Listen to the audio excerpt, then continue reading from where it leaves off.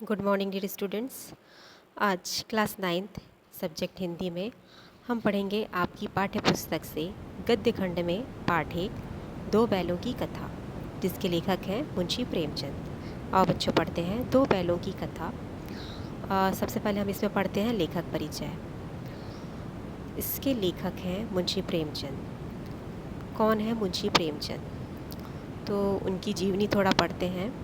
हिंदी के सर्वश्रेष्ठ कहानीकार प्रेमचंद का जन्म वाराणसी के निकट लम्ही नामक गांव में सन 1880 में हुआ। उनकी आरंभिक शिक्षा गांव में ही हुई। बचपन में ही उनके पिता का क्या हो गया था, देहांत हो गया था। इसलिए घर की जिम्मेदारी जो है असमय ही उनके कंधों पर आ पड़ी।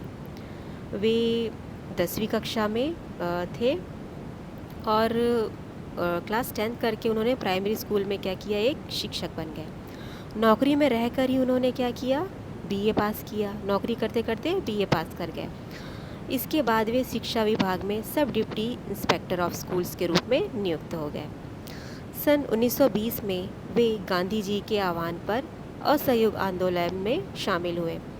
उन्होंने साहित्य लेखन द्वारा देश सेवा करने का क्या किया, संकल्प किया। उनका वास्तविक नाम धनपत राय था।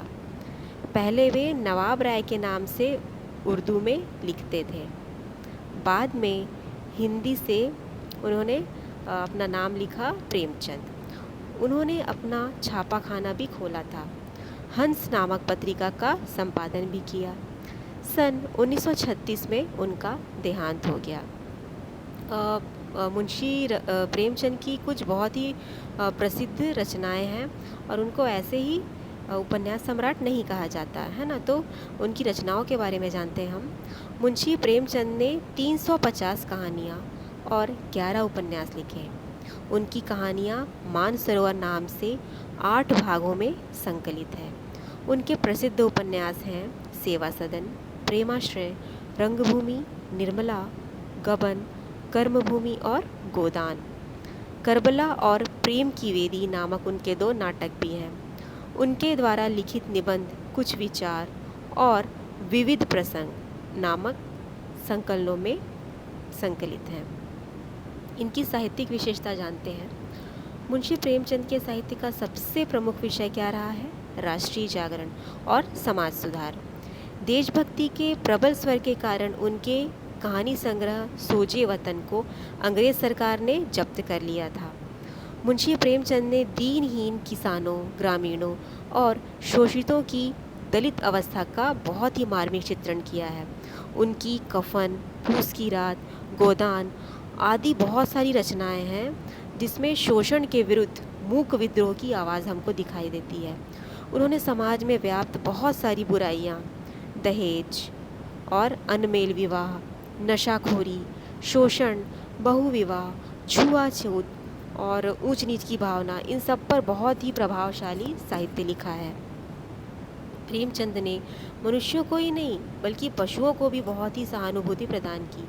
दो बैलों की जो कथा है ना, ये जो कहानी है, इसके माध्यम से इन्होंने क्या किया है, मानो 2 बैलों को उन्होंने क्या किया है, भारतीय नागरिकों के रूप में प्रस्तुत किया। इन 2 बैलों को जो क्या कर रहे हैं, जो स्वदेश हित के लिए कोई भी कुर्बानी देने को तैयार है ना।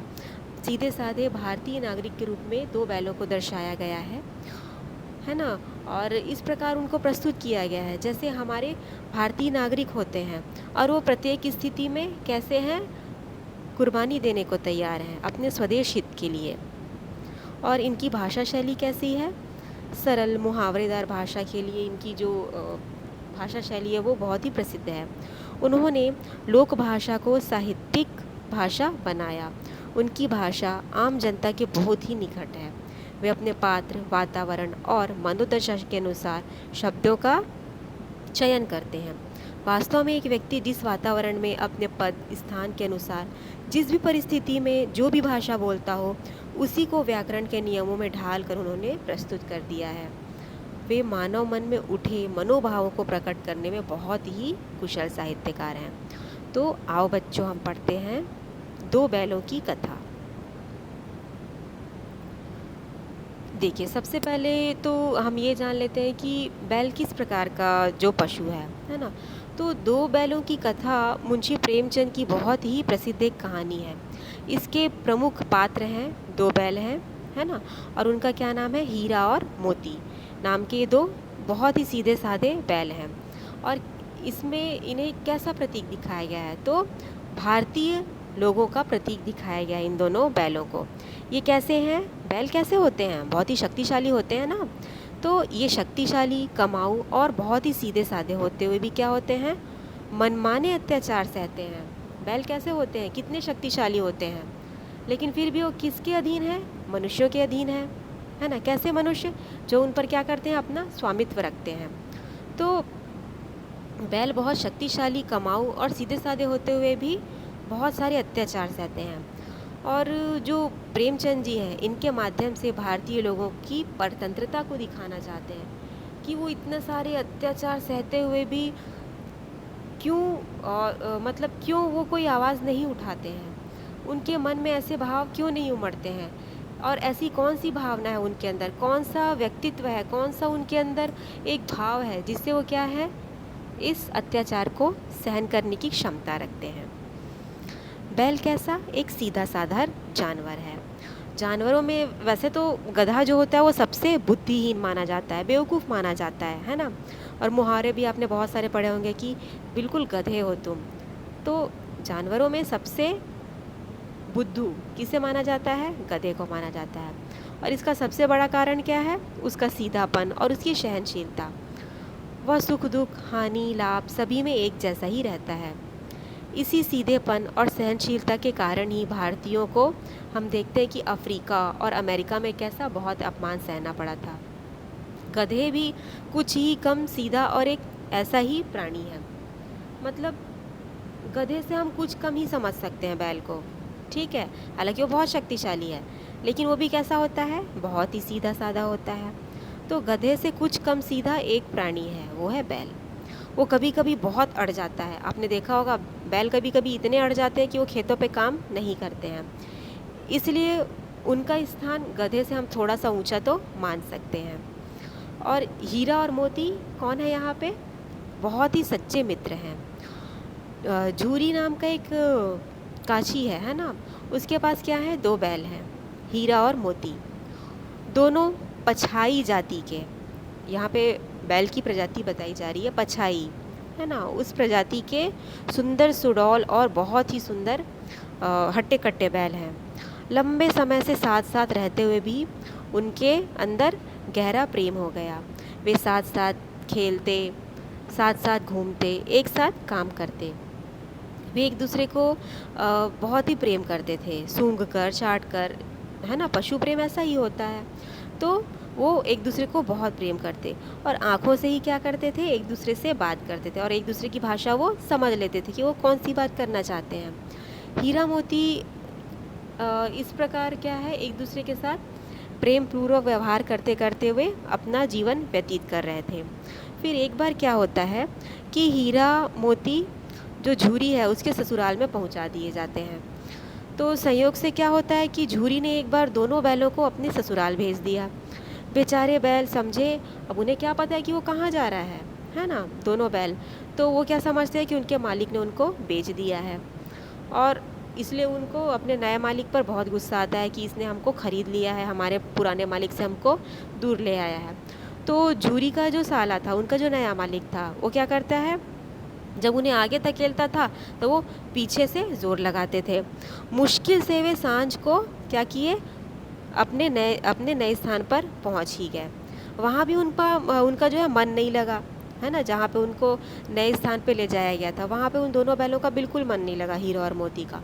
उन्होंने चारों ओर देखा, उन्हें तो वो जगह बिल्कुल नहीं लगी।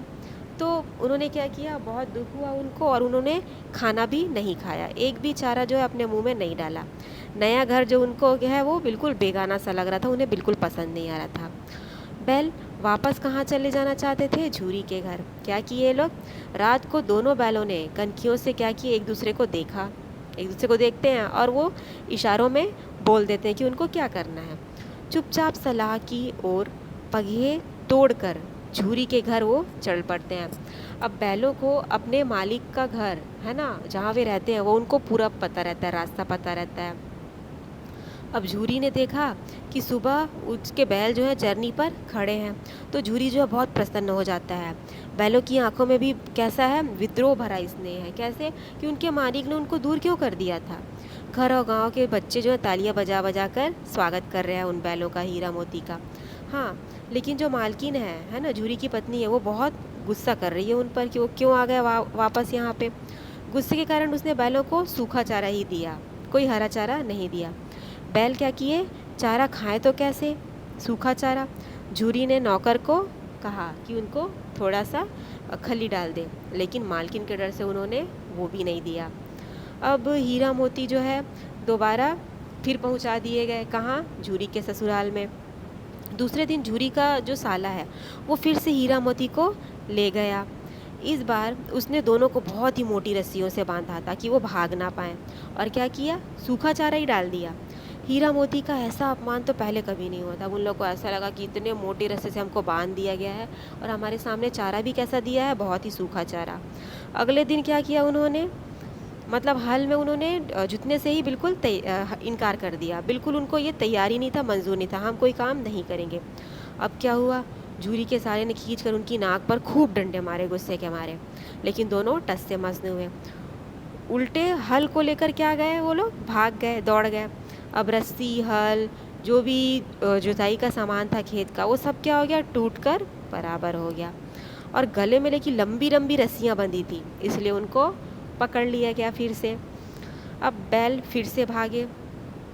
अगले दिन उन्हें फिर से सूखा चारा ही दिया गया, लेकिन शाम के समय भैरव की जो नन्ही लड़की है ना, वो क्या करी, रोटियां लेकर आई दोनों के लिए। रोटियां खाकर हीरा मोती दोनों को बहुत अच्छा लगा, क्योंकि अभी तक उनको सिर्फ सूखा चारा ही मिल रहा था। उन्हें पता चला कि जो नन्ही बच्ची उनको रोटी देने आई है ना, उसकी माँ नहीं है, मर गई है। तो उनको बहुत उस पर दया आई, और उनको पता चला कि उसकी जो सौतेली माँ है, नन्ही लड़की की है ना, उसको बहुत परेशान करती है। तो मोती का दिल तो किया कि क्या करे, वो भैरव को और उसकी पत्नी को उठाकर फेंक दे। ऐसा उसका मन किया, किसका, मोती का। परंतु दोनों लड़की का स्नेह याद करके चुप रह जाते, क्योंकि उस लड़की ने उनको रोटी खिलाई थी।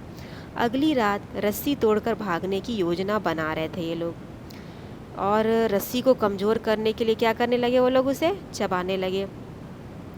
लेकिन तभी क्या हुआ, शोर सुनकर वो लड़की आ गई और बोली कि रस्सियाँ जो है खोल दी उसने। लड़की ने रस्सियाँ खोल दी, लेकिन बैल क्या करे, लड़की के स्नेह के कारण भाग नहीं पाए।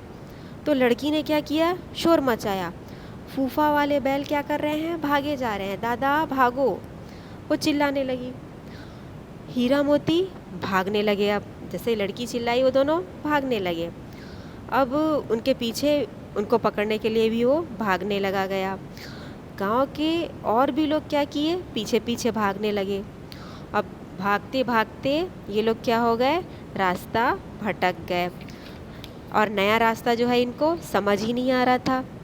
गांव पार करते हुए वो कहाँ पहुँचे, एक खेत के किनारे पहुँच गए, और वहाँ पे क्या था, मटर का खेत।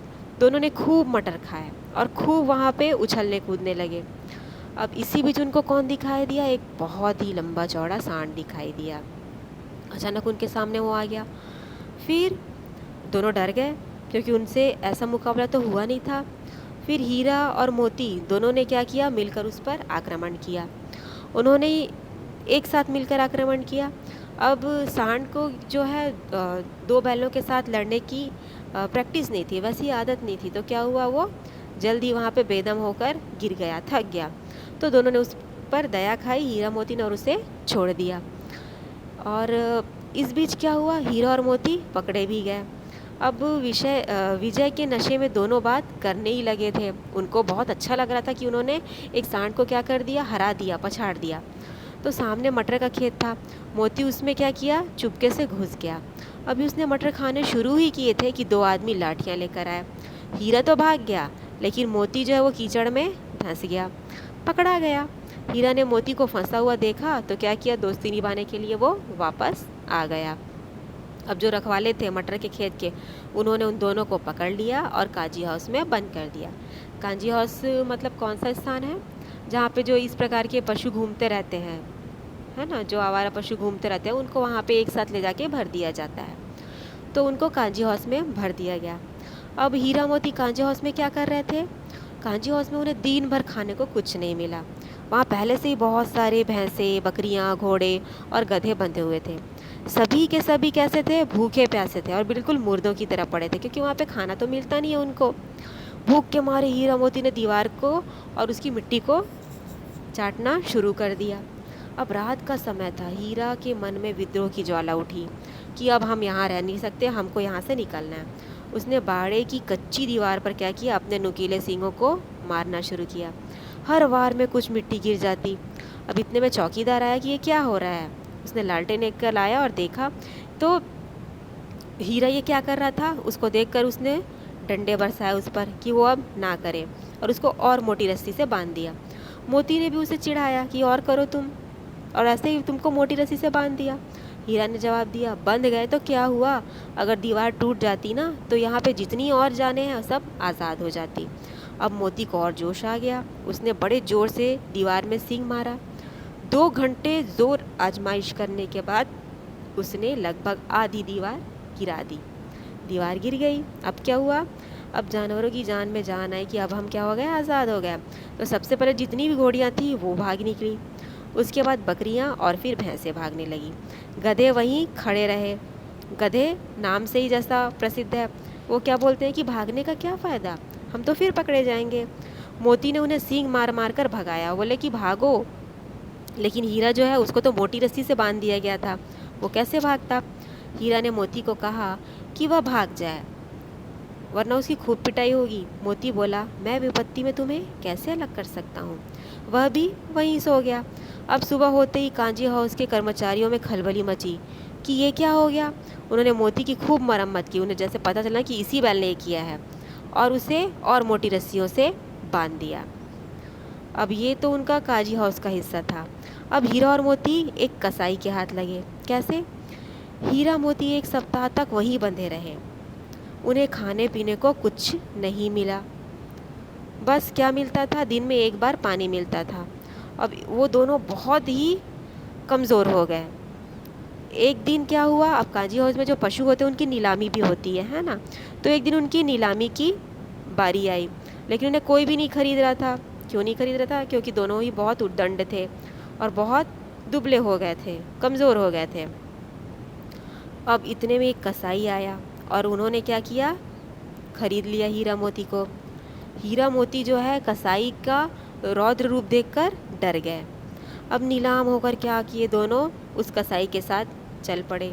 जहाँ जहाँ कसाई उनको रास्ते में ले रहा था, वे अपने भाग्य को कोसने लगे कि हम कहाँ इतने अच्छे घर में रहते थे, हमारा इतना अच्छा मालिक था, और हम कहाँ इस कसाई के हाथ लग गए। अब कसाई उन्हें भगाया जाता था। रास्ते में उन्हें गाय बैलों का एक रेवड़ नज़र आया, बहुत सारे। वे सभी प्रसन्न होकर उछल कूद रहे थे। हीरा मोती भी सोच रहे थे कि ये कितने स्वार्थी हैं, कि इन्हें हमारा दुख और ये हमारी चिंता भी इनको कुछ दिखाई नहीं दे रही है। अब ऐसे तैसे वे चल ही रहे थे कि वो कहाँ पहुँचे? झूरी के द्वार पर, अपने पुराने मालिक के द्वार पर। तो सहसा क्या देखते हैं कि हीरा मोती को लगा कि रास्ते उनके जाने पहचाने हैं, है ना, उनके मालिक का घर है जिसमें वो पहले रहते थे।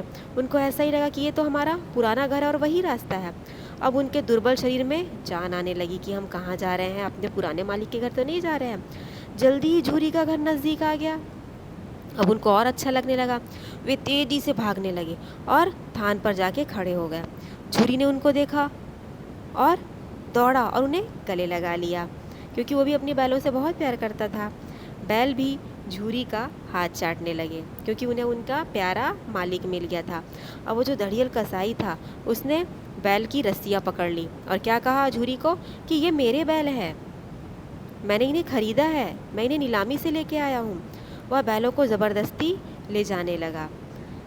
अब जब वो बैलों को ज़बरदस्ती ले जाता है तो मोती क्या करता है? उन पर सींग चलाता है, जोर से उन पर सींग चला देता है। अब इससे क्या होता है? जो कसाई रहता है वो डर कर भाग जाता है कि कहीं ये मुझे मार न डाले। मोती ने उसे और भगाया।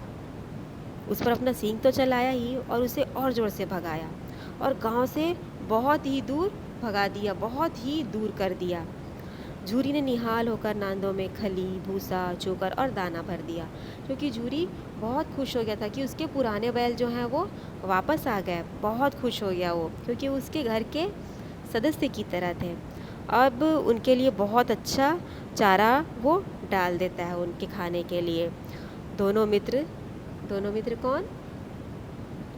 मोती और हीरा दोनों क्या करते हैं? अपना खाना खाने लगते हैं और झूरी बहुत खुश हो जाता है अपने बैलों को देखकर। फिर गांव के सारे लोग जो होते हैं सब बहुत खुश हो जाते हैं कि ये दोनों बैल जो हैं हीरा और मोती वापस आ गए हैं झूरी के पास, अपने पुराने मालिक के पास। और इतना नहीं, जो मालकिन उस पर गुस्सा करती थी हीरा और मोती पर, है ना, वो मालकिन भी जो है वो बहुत खुश हो जाती है। किनको देखकर? अपने दोनों बैलों को देखकर, हीरा और मोती को देखकर वो बहुत खुश हो जाती है। तो इस प्रकार ये कहानी है बच्चों, मुंशी प्रेमचंद द्वारा रचित दो बैलों की कथा।